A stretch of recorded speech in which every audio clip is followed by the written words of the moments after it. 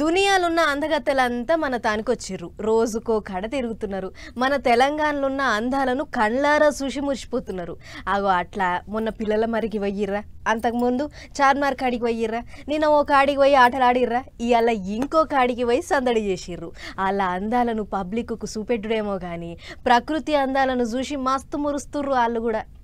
అవు అందాల బామలే తెలంగాణకు వచ్చిన కాంచి ఒక్క కాడు ఉండనిత్తలేరు. రక్షిత హైదరాబాదు సురక్షిత టూరిజం పేరుతో దినం యాడికో కాడికి తిప్పుతూనే ఉన్నారు.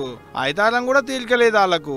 ఇంటిగ్రేటెడ్ కమాండ్ కంట్రోల్ సెంటర్ కు పోయి అందాల బామలు వచ్చిన చుట్టాలకు తెలంగాణ పోలీసు వాళ్ళ బలమేంది బలగమేంది, రాష్ట్రంలో శాంతి భద్రతల ముచ్చటేంది, పబ్లిక్ కు ట్రాఫిక్ తోని తిప్పల లేకుండా ఎటువంటి జాగ్రత్తలు తీసుకుంటారు అనేటి అన్ని పూసగుచ్చిరు పోలీసు వాళ్ళు. రాష్ట్ర అశ్విక దళం, డాగ్ స్క్వాడ్, ఆక్టోపస్ బలగాలతో ప్రదర్శన చేసి చూపించారు అందాల బామలకు. ఆడికించి చక్కగా తెలంగాణ సెక్రటేరియట్ కు పోయిర్రు దునియా అందగత్తెలంతా కలిసి. ముందుగాల తెలంగాణ తల్లి విగ్రహానికి పూలు చల్లినాక సెక్రటేరియట్ అంతా తిరిగి బంగ్లా అందాలను చూసిర్రు. సర్కార్ పథకాలేంది, ఆ పథకాలను పబ్లిక్ కు ఏ తరీకాలు అందేటట్టు చేస్తున్నారు అనేటిదంతా 3D మ్యాపింగ్, డ్రోన్ షోలతో చూపెట్టిర్రు వాళ్లకు.